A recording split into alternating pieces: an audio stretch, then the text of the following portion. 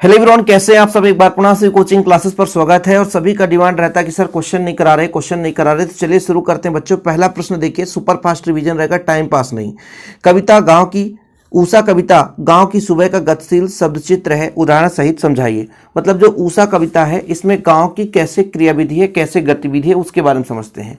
तो बच्चों जो सुबह का समय होता है वो शंख का नीला रंग है। गांव के नदी किनारे धार्मिक स्थल पर प्रातःकालीन पूजन होता है। ग्रामीण रसोई घर में भोजन पकाने के लिए चूल्हा का उपयोग किया जाता है और भोजन पकाने के पश्चात चूल्हे की राख से ही लीप दिया जाता है। शहरों में चूल्हा नहीं होता है। नीले जल में स्थान द्वारा गौरवर्ण की झिलमिल भी गांव में देखने को मिलेगी, शहरों में नहीं। तालाब की जगह बाथरूम ने ले लिया है। कहीं ना कहीं यहां पर बताया गया कि ऊषा कविता में गांव की सुबह यानी गांव का सुबह जो है वो किस प्रकार से है। तो बताया ये गया है कि जैसे ही हम गांव में निकलते हैं सुबह, प्रातःकाल सुबह की बात करते हैं, तो जो शंख का नीला रंग दिखाई देता है, जो नदी के किनारे धार्मिक स्थलों पर प्रातः पूजा पाठ होता है। साथ में यह भी बताया गया कि जो सुबह होता है, सुबह जब जैसे मान लीजिए शाम को खाना बनाया जाता है तो जो राख बचता है उसी से चूल्हे को पुताई कर दिया जाता है। ये ग्रामीण के रसोई घर में देखने को मिलता है, वो शहर में नहीं। शहर में तो गैस चूल्हा जलता है। इसी प्रकार से ये बताया गया कि जैसे लोग जब बाहर जाते हैं तो वो लेटरिंग रूम बना जाता है, बाथरूम बनाया जाता है, सही है ना, कि शहरों में। लेकिन यहाँ पर तालाब है, तालाब में लोग जाते हैं। तो ये सारा चीज गांव के बारे में बताया गया। चलिए आगे चलते हैं, टाइम पास नहीं, बिल्कुल फटाफट। छायावाद युग की कोई दो विशेषताएं। व्यक्तिवाद की प्रधानता और प्रकृति प्रेम, इसके बारे में हमने बताया था कि भाई आपका छायावाद के दो विशेषताओं में से व्यक्तिवाद की प्रधानता, मतलब छायावाद के कवियों ने अपने कविताओं के माध्यम से व्यक्तित्व के, अपने ही निजी सुख दुख के बारे में वर्णन किया था। प्रकृति प्रेम का मतलब यह है कि जो छायावाद के कवि हैं अपनी कविताओं में प्रकृति का संबंध मानव से यानी प्राकृतिक चित्रण के रूप में किया है ना। मतलब एक प्रकार से मन की तुलना प्रकृति से कर दी, जिससे हमारा जो मन है बिल्कुल खुशहाली रहता है। आगे चलते हैं बच्चों। देखिए, ढोलक की आवाज का पूरे गांव में असर होता है। कैसे? ढोलक की आवाज रात में सन्नाटे को कम करती है। मलेरिया और हैजे से अर्धमृत औषधि उपचार पथ विहीन प्राणियों में संजीवनी शक्ति भरती है। बच्चे बूढ़े जवानों की आंखों में दंगल का दृश्य नाचने लगता है। स्पंद शक्ति शून्य स्नायुओं में बिजली से दौड़ जाती है। जो महामारी के प्रकोप से बच पाते हैं और उन लोगों के आंख मूंदते समय कोई तकलीफ नहीं होती थी, वे मृत्यु से भी नहीं होती, वे मृत्यु से नहीं डरते थे। कहने का मतलब ढोलक की आवाज से पूरे गांव में किस प्रकार का असर पड़ता है। कहने का तात्पर्य जो गांव में मलेरिया और हैजा, ऑब्जेक्टिव में पूछा गया है गांव में कौन सा बीमारी फैला था, तो मलेरिया और हैजा। तो जो व्यक्ति यदि मलेरिया और हैजा से पीड़ित था उससे भी ये जो ढोलक की आवाज है वो क्या करता था, संजीवनी का कार्य करता था। लोग कितने भी पीड़ित हो, कितने भी बीमार थे, लेकिन वो ढोलक की आवाज से दौड़ पड़ते थे। ढोलक का आवाज मतलब जैसे दंगल जो खेल होता है तो ढोलक बजता है तो लोगों के मन में उम्मीद और उल्लास भर जाता है। सही है कि नहीं? मतलब कहने का तात्पर्य यह है कि जैसे ही ढोलक बजता था लोगों के मन में बिजली से दौड़ने लगती थी। यदि महामारी भी फैला हुआ है, महामारी के प्रकोप से भी बच जाते थे। यहाँ पर यदि बूढ़ा भी व्यक्ति है, मृत्यु के ही शोक में जा रहा, लेकिन ढोलक की आवाज से उसे मृत्यु का कोई डर नहीं लगता। ये चीज बताया गया है। कुल मिला के ढोलक का ताल बजते ही हर लोगों के मन में उल्लास भर जाता है, डर नाम का चीज दूर हो जाता है। आगे चलते हैं। लेखक हजारी प्रसाद द्विवेदी जी ने सिरेश को कालजयी अवधूत क्यों कहा है, ये ऑब्जेक्टिव में पूछा गया था और मैंने वहां पे छोड़ दिया था कि इसका बताना आप लोग। सिरीज को कालजयी अवधूत कहा जाता है। कालजयी अवधूत, अवधूत का मतलब होता है सन्यासी। जिस प्रकार से सन्यासी को किसी प्रकार से मोह ममता नहीं रहता है, धूप छाया हर जगह वो सहने की क्षमता रखता है, उसी प्रकार से हमारा जो सिरीज का फूल है ये भी उसी तरह सन्यासी की तरह है। ठीक है। कालजयी अवधूत अर्थात काल को जीतने वाला सन्यासी। जिस प्रकार से सन्यासी जीवन में सुख दुख उतार चढ़ाव कष्ट कठिनाइयों हर परिस्थिति में समान भाव व व्यवहार में रह सकता है, जीवन का आनंद लेता है, ठीक उसी प्रकार सिरीज का फूल ग्रीष्म रित्म की प्रचंड गर्मी से जब उसमें से लोगों के प्राण सूखते हैं, लू से हृदय उबलने लगता है, तब भी वो चिलचिलाती धूप में इस वृक्ष के हर अंग सरस बने फूलते फलते, इसलिए सिरीज को कालजयी अवधूत कहा गया है। कहने के तात्पर्य समझ में आया कि जिस प्रकार से सन्यासी सुख दुख उतार चढ़ाव कठिनाइयों का हर जीवन में आनंद के साथ वो जीता है ना। इसी प्रकार से सिरीज का फूल गर्मी के दिनों में, जहां गर्मी का दिन होता है, व्यक्ति को लू लगता है, व्यक्ति को गर्मी से मचलने लगती है शरीर, वहीं पे शरीर मतलब हृदय जो है बच्चों कांपने लगता है, लेकिन सिरीज का जो फूल है उस गर्मी के दिनों में फूलता और फलता है, इसलिए सिरीज को कालजयी अवधूत कहा गया है। मतलब एक सन्यासी तुलना की गई है। डॉक्टर अंबेडकर को आदर्श समाज की कल्पना में यहाँ पे महत्व स्पष्ट कीजिए। तो भ्रातृत्व महत्व स्पष्ट कीजिए। तो डॉक्टर अंबेडकर को आदर्श समाज के लिए सब लोगों की भ्रातृता अर्थात भाईचारा आवश्यक मानते हैं। भाईचारा का अर्थ है समाज में इतनी गतिमयता होनी चाहिए कि यदि समाज में कोई वर्ग किसी प्रकार का परिवर्तन चाहता है तो बड़ी सुगमता से पूरे समाज में पहुंच जाए। लोग दूध पानी के मिश्रण की तरह आपस में घुले मिले होने चाहिए। उनके जीवन में संपर्क और संबंध के अक्सर आबाद होना चाहिए। सभी लोकतंत्र जीवित रह सकता है, तभी लोकतंत्र जीवित रह सकता है। कुल मिलाकर के आज भी नहीं कहते हैं कि हमारे अंबेडकर जी का दिया हुआ संविधान है, बाबा साहेब अंबेडकर के नाम से लोगों का नाम सुने होंगे आप लोग कि हर जगह मूर्तियां लगाते हैं। उन्होंने संविधान में सभी समाज को, सभी वर्ग को एक समान स्थान दिया है। उन्होंने कहा है कि किसी प्रकार से द्वेष भावना नहीं होनी चाहिए, सब में भाईचारा का व्यवहार होना चाहिए। किसी भी वर्ग का यदि कोई परिवर्तन व्यक्ति चाहता भी हमें करना है तो उसमें किसी प्रकार का रोक ना हो। दूध और पानी की तरह लोग आपस में मिले और संपर्क बनाए, एक दूसरे को समझे और विकास को आगे बढ़ाएं और लोकतंत्र को जीवित रखें। यही चीज बताया गया है। यशोधर बाबू के चरित्र का वर्णन कीजिए। परंपरावादी और परिश्रमशीलता, इसको मैंने पहले भी समझाया, स्क्रीनशॉट ले लो। यशोधर बाबू परंपरावादी थे, उन्हें पुराने रीति रिवाज में रहते थे। वो एक संयुक्त परिवार के समर्थक थे। उन्हें पत्नी बेटी का संवरना अच्छा नहीं लगता था और घर के भौतिक चीजों से उन्हें चिढ़ होती थी। मतलब कुल मिलाकर के परंपरावादी, मतलब जो पुराने समय से चला रहा था उनका वो पालन पोषण करते थे, नई चीजों पर वो विरोध करते थे। परिश्रमशीलता, किशनदास के परिश्रम स्वभाव को देखकर यशोधर बाबू ने निश्चय कर लिया कि उन्हें उनकी तरह मेहनत करके आगे बढ़ना है। मतलब कहीं ना कहीं अंदर से परिश्रम करने की क्षमता थी। 2 नंबर का पूछा जाता है, इसलिए थोड़ा सा ही लिखना है। आगे देखिए, सिंधु सभ्यता साधन संपन्न थी परंतु उसमें भव्यता का आडंबर नहीं था। कैसे? ये क्वेश्चन देखिए।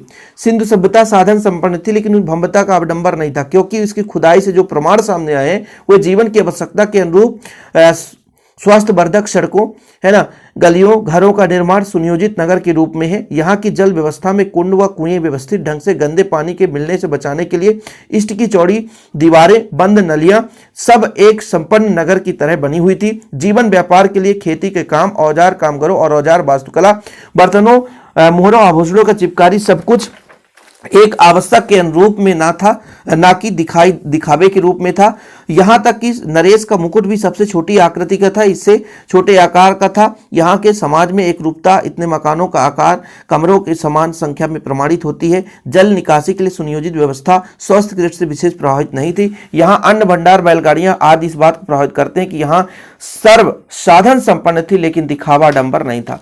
कहने का तात्पर्य यह था बच्चों कि सिंधु सभ्यता साधन संपन्न था। मतलब यहाँ पे खुदाई से पता चलता है कि यहाँ के लोग एकदम सरल तरीके से जीवन जीते थे। कारण क्या है? जैसे सभी का घर एक समान था, सड़क के किनारे नालियों का व्यवस्था था, पीने के लिए सुदृढ़ व्यवस्था था, कुंड का पानी, है ना, जीवन के लिए इनमें कई प्रकार के, है ना, खाद्य पदार्थों का प्रयोग किया। खुदाई से ये पता चला कि इनमें सुयोजित जो है घर बनाए गए। आभूषण, वास्तुकला सब चीजों में आगे थे। वो इस तरीके से थे कि केवल और केवल जो उपयोगी चीजें होती है, जो जीवन संपन्न करने के लिए, वही चीज पर ध्यान देते थे, ना कि दिखावे के लिए कहा जाता था। इसलिए कहते हैं कि जो सिंधु सभ्यता है वो भव्यता पर है, ना आडंबर की नहीं। आडंबर मतलब दिखावे पर विश्वास नहीं होता। ठीक है बच्चों, हम केवल वही क्वेश्चन कर रहे हैं जो काम का चीज है। सिंधु सभ्यता पर यदि आएगा तो आपको लिख देना है, आपको अपने भाषा में समझना है। ठीक है, चलिए। रीतिकाल को श्रृंगार काल क्यों कहा जाता है? रीतिकाल के जो कवि थे अधिकांशतः इन्होंने रस में जो है श्रृंगार रस का प्रयोग किया है। रीतिकाल को श्रृंगार काल इसलिए कहा जाता है क्योंकि रीतिकाल के अधिकतर कवियों की रचना श्रृंगार रस की प्रधानता रही है। रीतिकाल के अधिकांश कवि दरवाजों को आश्रित कवि थे, इसलिए उन्हें अपने राज्यों के गुणगान में श्रृंगार प्रधान कवियों की रचना करनी पड़ी थी। कहीं ना कहीं रीतिकाल के जो कवि थे, जो भी रचनाएं किए बच्चों, उसमें सबसे ज्यादा तो प्रधानता थी, वो श्रृंगार रस की प्रधानता थी, इसलिए रीतिकाल को श्रृंगार काल कहा जाता है। देखिए 8 मिनट में चल रहा है, 9वां मिनट और 8 क्वेश्चन कंप्लीट हो गए। पत्रकारिता में बीट शब्द का क्या अर्थ होता है बच्चों? विभिन्न विषयों में जुड़े समाचार संपाददाताओं के बीच काम करने का विभाजन आमतौर पर उनकी दिलचस्पी और ज्ञान के ध्यान में रखकर किया जाता है। ये आपका बीट है, मतलब कहीं ना कहीं जो पावर है, शक्ति है। कुल मिलाकर यदि हम बीट का अर्थ बोले तो जानकारी और दिलचस्पी में अनुसार कार्य विभाजन को हम बीट कहते हैं। कार्य विभाजन को क्या बोलते हैं? बीट कहते हैं। भक्ति काल की निर्गुण शाखा की कोई 2 विशेषताएं लिखिए। यहां पर केवल 2 कवि लिखा है बच्चों, 2 कवियों के नाम मलिक मोहम्मद जायसी, इनकी रचना पद्मावत महाकाव्य है, नूर मोहम्मद इंद्रावती। ठीक है, तो यहां पर यदि 2 कवि पूछा जाता है तब आपको याद करना है, मलिक मोहम्मद जायसी की रचना पद्मावत है, नूर मोहम्मद का इंद्रावती। आपको एक एक रचना होना चाहिए याद। बाकी यहां पर देख सकते हैं निर्गुण शाखा की विशेषताएं, ज्ञानाश्रय शाखा की विशेषताएं, मतलब जो ज्ञान पे आधारित थे तो उनमें निर्गुण शाखा, निर्गुण निराकार ब्रह्मा की उपासना था, आडंबर का खंडन था, मूर्तिवाद का विरोध था, गुरु महिमा का बखान था। ज्ञानश्रयी शाखा का मतलब ये हुआ बच्चों जो केवल और केवल ज्ञान दे। ज्ञान में आपको पता है कि ज्ञान में आपका मूर्ति नहीं चलता है, भगवान पर भरोसा नहीं होगा। क्यों? क्योंकि यहाँ पर केवल निर्गुण है, आकार नहीं माना गया है, निर्गुण निराकार। तो यहाँ पर केवल गुरु की महिमा होगी, मतलब जो गुरु ज्ञान देंगे उसी के आधार पर चलेगा। आडंबर नहीं होगा, मूर्ति नहीं, मूर्ति का प्रतिष्ठापन नहीं होगा, मूर्ति की पूजा नहीं होगी। लेकिन वहीं पे जो प्रेमा मार्गी शाखा है, प्रेम मार्गी में क्या होगा बच्चों? गुरु की महत्ता तो इसमें भी रहेगी, गुरु सब में रहते हैं, चाहे वो ज्ञान शाखा वाला हो चाहे भगवान के प्रति प्रेम। तो यहाँ पर प्रेम मार्गी शाखा में, प्रेमाश्रयी शाखा में आत्मा को परमात्मा से तुलना किया जाता है, प्रेम कथा का आधार होता है। ठीक है, गुरुओं की महत्ता भी रहते, नए प्रतीकों का प्रयोग होता है। आगे चलते हैं, 11 नंबर पे चलते। कवि किस कारण अवसाद से ग्रस्त है? भावात्मक रूप से कष्टप्रद घटनाएं जैसे किसी प्रियजन को खो देना कभी कभी अवसाद को ट्रिगर कर सकती है, लेकिन आम तौर पर ऐसा केवल उन लोगों के में होता है जिनमें अवसाद होने की संभावना होती है, जैसे वो लोग जिनके परिजनों को अवसाद है। कहने का तात्पर्य हुआ, कहने यहाँ पर अवसाद से ग्रस्त का अर्थ क्या है ना? जो हमारे जीवन में, जैसे मान लीजिए कभी कोई घटनाएं हो जाती है तो हमारे जीवन में क्या होता है, हमारे दिल में आहत पहुंचती है, वही यहाँ पे इसका अवसाद का अर्थ होता है। निपात शब्द किसे कहते हैं बच्चों? निपात शब्द उसे कहते हैं जो किसी वाक्य में अतिरिक्त भार प्रदान करता है, वो आपका निपात कहलाता है। कविता की कोई दो मुख्य घटकों का नाम? भाषा, शैली, छंद, बिंब, अलंकार आदि। ठीक, चलिए आखिरी के क्वेश्चन देखते हैं फटाफट, और बहुत सारे प्रश्न भाई, अभी इतना जल्दी खत्म नहीं होने वाले। फ्लैश या ब्रेकिंग न्यूज क्या है? जब कोई तत्काल किसी न्यूज को दर्शक तक दिखाया जाता है बच्चों, जब कोई बड़ी खबर होता है और उसे संदेश के माध्यम से तुरंत दिखाया जाए, वो आपका फ्लैश या ब्रेकिंग न्यूज होता है। नहीं बोलते हैं ब्रेकिंग न्यूज आ गया है, तुरंत अभी बड़ी अपडेट। तो जब कभी कोई बड़ी खबर तुरंत दिखाया जाता है तो आपका फ्लैश या ब्रेकिंग न्यूज कहलाता है। यहाँ पर शरीर का पेड़ कब से कब तक खिलता है? बसंत के आगमन से। शिरीष है बच्चों, शिरीष। यही तो लिखने वाला थोड़ा गड़बड़ कर देता है। देखो भाई, पूरा तो हम लिख नहीं पाते यार, है ना, लिखाना पड़ता है तो कभी कभी मिस हो जाता है। बसंत के आगमन के साथ शिरीष का पेड़ तहलका उठता है। क्या बोलता है? शिरीष के पेड़ कब से कब तक खिलता है? तो लहक उठता है कब? बसंत के आगमन से। और आषाढ़ के निश्चित रूप से खिलता है, कभी कभी भादों तक भी खूब खिलता है। मतलब बसंत से लेकर के भादों तक इस खिलता रहता है। सही है। हिंदी का पहला साप्ताहिक पत्र कौन था? हिंदी का पहला साप्ताहिक पत्र उदंत मार्दंड है और संपादक पंडित जुगल किशोर शुक्ल है। ठीक है, ये क्वेश्चन उतना महत्वपूर्ण नहीं है। अगला जो प्रश्न है बच्चों, जो कि महत्वपूर्ण है, और ये सारे के सारे प्रश्न बैंक के क्वेश्चन है, इसलिए लेकर आ रहा हूं। शब्द शक्ति का परिभाषा बताना है। शब्द शक्ति का परिभाषा, शब्द के इस अर्थ का बोध कराने वाली शक्ति या व्यापार को शब्द शक्ति कहते हैं। ठीक है, हम जिस भाषा का व्यवहार करते हैं उसे दो तत्व होते हैं, शब्द और अर्थ। जो ध्वनि स्पष्ट सुनाई पड़ती है वह शब्द है। प्रत्येक शब्द का एक विशेष अर्थ है। शब्द के इस अर्थ को बोध कराने वाली शक्ति को हम क्या बोलते हैं? शब्द शक्ति। क्या बोलते हैं बच्चों? शब्द शक्ति। यानी कोई भी भाषा हो, कि कोई भी हमारा सब जो काव्य हो उसको पढ़ते हैं तो पढ़ते समय उन शब्दों का जो अर्थ बोध कराता है उसे हम शब्द शक्ति कहते हैं। शब्द शक्ति को 3 भागों में बांटा गया, 2022 में आया था। अभिधा, व्यंजना, लक्षणा। अभिधा, व्यंजना, लक्षणा। अभिधा शक्ति जिस शब्द शक्ति की किसी शब्द के प्रचलित या मुख्य अर्थ का बोध होता है। मुख्य अर्थ का बोध हो तो आपका अभिधा कहलाता है बच्चे। जैसे अपना घर सबको प्यारा लगता है, राम के पिता जी बीमार हैं। जिस शब्द शक्ति से किसी शब्द के प्रचलित या मुख्य अर्थ का बोध होता है वहां पर अभिधा शक्ति है। लेकिन जैसे अब यहाँ पर बोला अपना घर, तो निजी अपना घर, यहाँ किसी और का नहीं है, निजी है। तो जब मुख्य रूप से अर्थ को बोध कराए तो वहां अभिधा शब्द। लेकिन जब लक्षणा की बात करें तो लक्षण दिखाई दे, जैसे किसी लड़की को तुलना कर दिए कि वह खूब लड़ी मर्दानी हुई तो झांसी वाली रानी थी। यहां पर मुख्य रूप से बोध नहीं होता, ये तुलना। शेर बनराज कहलाता है तो यहाँ तुलना की जाती है। जिस शब्द शक्ति प्रचलित अर्थ या मुख्य अर्थ का बोध ना होकर उससे संबंधित किसी अन्य अर्थ का बोध हो उसे लक्षणा, मतलब अन्य से लक्षण जोड़ दिया जाए तो लक्षणा होता है। जैसे वह शेर है, मान लीजिए कोई लड़ रहा है, बोल दिया वह शेर है, तो वास्तविक रूप में शेर तो नहीं होगा, वो शेर के समान लक्षण है। वह लड़का गधा है, अब गधा तो हो नहीं सकता, आप ही बताओ क्या गधा होगा? लक्षणा का उदाहरण, वह गधा नहीं हो सकता, वह गधा नहीं हो सकता बच्चों। गधा यदि हो जाएगा तो फिर वो गधा ही कहलाएगा, तो उसको तुलना कर दी जाती है, बाकी वास्तविक रूप से होता नहीं है। व्यंजना में क्या होता है? शीत शब्द की जिस शक्ति का व्यापार में प्रचलित अर्थ एवं लक्षार्थ के भिन्न तीसरे अर्थ का बोध हो वो व्यंजना शक्ति है। तो मतलब अभिधा शक्ति में एकदम डायरेक्ट स्वयं का बोध हो, और जो लक्षणा में होता है लक्षण है किसी दूसरे का, और जब तीसरे का बोध हो तो आपका हो जाता है व्यंजना शक्ति। जैसे रहीमन पानी राखिए, बिन पानी सब सून, मोती गए न उबरे पानी गए न उबरे मोती मानस चूर्ण, गौरी पूजन जाननी पठाई करत प्रकाश फिरत फुलवाई। तो एक आध एग्जाम्पल है, हम शब्द शक्ति की परिभाषा बोल रहे थे। इसके बाद बच्चों आपका मिश्र वाक्य की परिभाषा, यहाँ पर उदाहरण सही देखिए, पेज नंबर 148 है। इसको लिखने में टाइम नहीं है इसलिए मैं आपको समझा रहा हूँ, सभी प्रश्न बैंक के क्वेश्चन है। मिश्र वाक्य और आपका 148 नंबर, चलिए फटाफट बताइए। 148 यहाँ पर आ चुका है। मिश्र वाक्य किसे कहते हैं? देखिए वाक्य के 3 प्रकार होते हैं बच्चों, और यदि अर्थ के आधार पर देखा जाएगा तो 8 प्रकार होते हैं, सबको पता है ना। सार्थक समूह के शब्दों को हम वाक्य कहते हैं। रचना के आधार पर वाक्य आपके 3 है ना, यही है ना। और यहाँ पर देखो रचना के आधार पर सरल वाक्य जिसमें एक ही कर्ता होता है, एक ही क्रिया होता है, तो आपका सरल वाक्य होता है। मिश्रित वाक्य क्या है? जिस वाक्य में प्रधान उपवाक्य के साथ अधीन अन्य अनाश्रित रूप वाक्य हो, मतलब जैसे एक आपका वाक्य है ये, दूसरा भी उपवाक्य उसके साथ जुड़ जाए तो मिश्रित। वह कौन सा मनुष्य है जिसने महात्मा गांधी का नाम ना सुना हो? तो यहाँ पर वह कौन सा मनुष्य के साथ साथ जिसने महात्मा गांधी के नाम 2 वाक्य जुड़ गए, तो ये आपका हो जाता है मिश्रित वाक्य हो जाता है। सरल साधारण वाक्य क्लियर हो गया है। तीसरा आपका हो जाता है बच्चों संयुक्त वाक्य, जिस वाक्य में साधारण अथवा मिश्रित वाक्यों का मेल हो, मतलब 2 चीज मिल जाए। आप यहाँ आएंगे अलग है और फिर दिल्ली जाएंगे अलग है, मतलब यहाँ पर ये संयुक्त का मतलब ये हुआ बच्चों कि 2 चीजों को जोड़ कर रखा है, दोनों का अलग अलग अर्थ निकलता है। लेकिन जो मिश्रित में होता है एक दूसरे पर निर्भर होता है, ध्यान रखना, पॉइंट की बात कर रहा हूं मैं, ठीक है। वाक्य क्या है, इनके भेद लिखिए। वाक्य वही है, मिश्र वाक्य की परिभाषा आपको बता ही दिया गया। वाक्य क्या है? सार्थक समूह के शब्दों को हम वाक्य कहते हैं। और बच्चों वाक्य को रचना के आधार पर 3 भागों में और अर्थ के आधार पर 8 भागों में बांटा गया है। बाकी परिभाषा हमने बता ही दिया।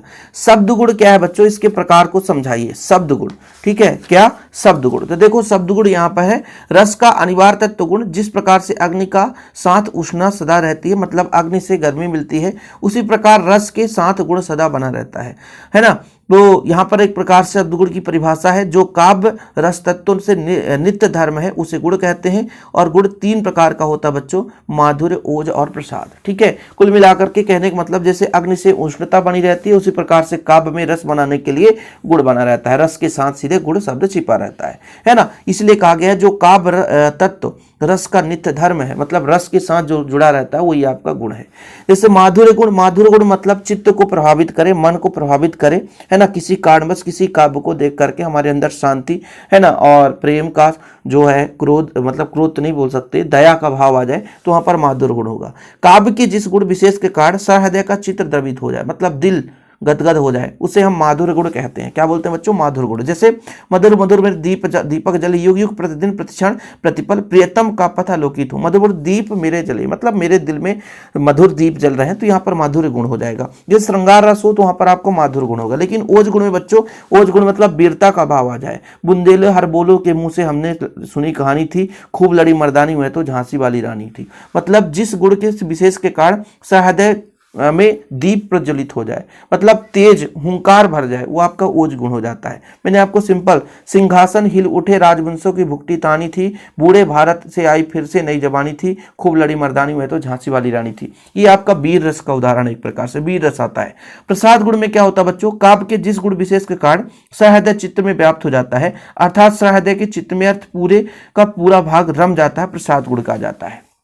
मतलब पूरा का पूरा शरीर हमें उस घटना को देख करके रम जाए, एकदम उस पे लीन हो जाए, तो प्रसाद गुण हो जाता है। पास भी आते हैं जो उनके हृदय में हितैषी सदा हर लेते, लाख मलिन क्यों ना मन हो उनमें आप बनाकर अपना घर लेते। ये तो सब कुछ थोड़ा रिवीजन इसलिए कर लेता हूं बच्चों ताकि क्लियर हो जाए। एक क्वेश्चन यहां से बना करता है, बिंब विधान से आप क्या समझते हैं?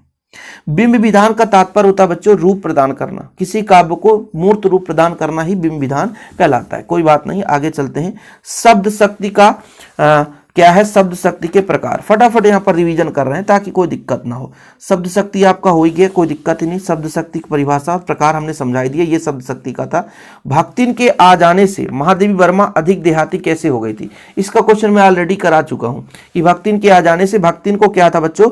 गाँव के रहने का आदत था और गाँव में रहती थी, तो वो अपना जब शहर आती है तो उसमें अपने बदलाव में कोई यहाँ पर देखने को नहीं मिलता है, और उसी के जैसे वो भी जो लेखिका है वो भी खाने लगती है और उसी के अनुसार उसको जीवन जीना पड़ता है, इसलिए उसके आने से कोई बदलाव नहीं होता। यहाँ पर हम देख लेते हैं, देखिए क्वेश्चन है, भक्तिन के आ जाने से देहाती कैसे हो गई? भक्तिन के आ जाने से लेखिका अधिक देहाती होगी, क्योंकि भक्तिन ने लेखिका को सीमित साधनों की में जीवन की सरलता से जीने के लिए जागृत कर दिया।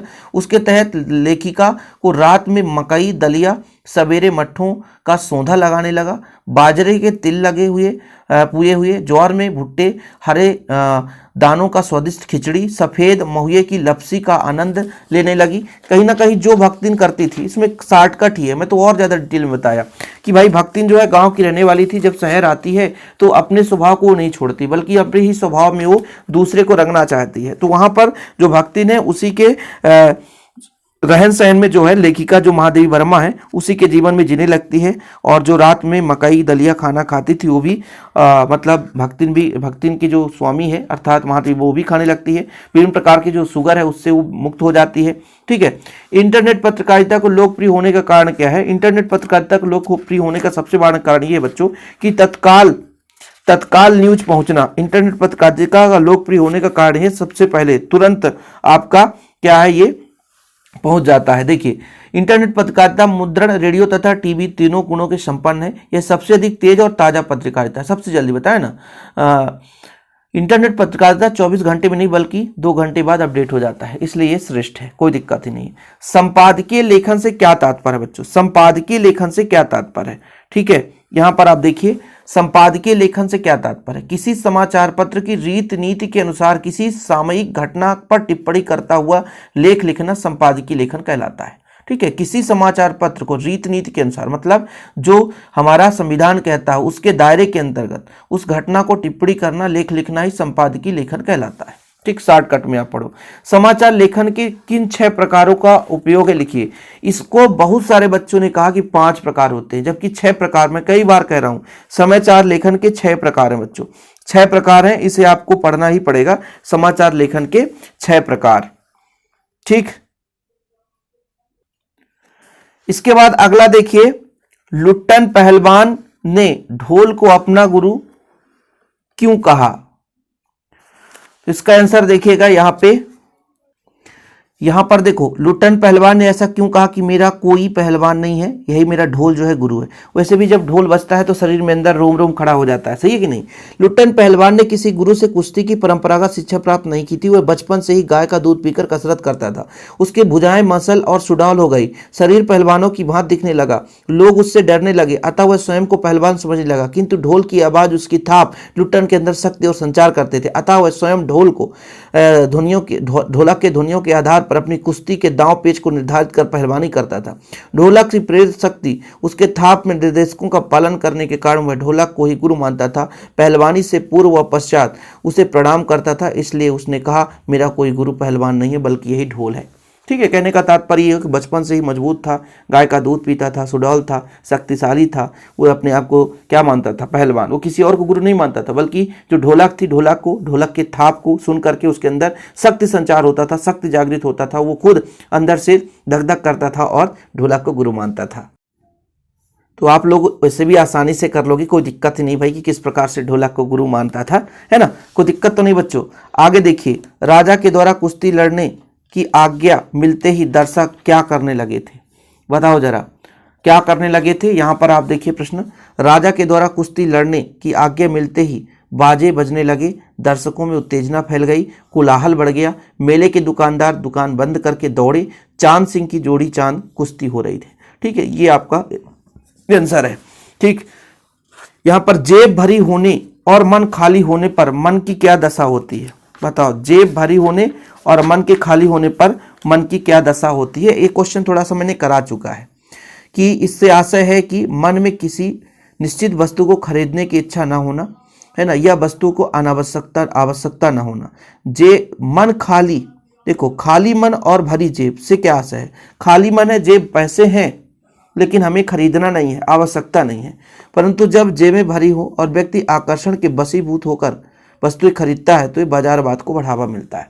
ये प्रश्न है। कहने का तात्पर्य इससे निष्कर्ष निकलता है कि जो आवश्यक चीजें हैं उसे ही खरीदना चाहिए व्यक्ति को, अनावश्यक चीजों को नहीं खरीदना चाहिए। यदि खाली मन है मतलब वो व्यक्ति खरीदना नहीं चाहता है, भले उसके पैसे हो, उसके पास इच्छा ना हो। ठीक है, तो यहाँ पर भी है क्या, जेब के भरे होने पर, मन के खाली होने पर मन की दशा क्या होती है? देखिए, और बाकी अपने हिसाब से तैयार करते रहो। अभी मैंने जितने क्वेश्चन कराया, उम्मीद करता हूं बच्चों सारे के सारे क्वेश्चन बैंक के हैं, और मैंने पहले भी कराया, लेकिन रिवीजन बच्चों का मन है कि सर रिवीजन कराइए, तो क्यों यार, पीछे नहीं हटता, आप लोगों के लिए आगे ही रहता हूं। जय हिंद, वंदे मातरम।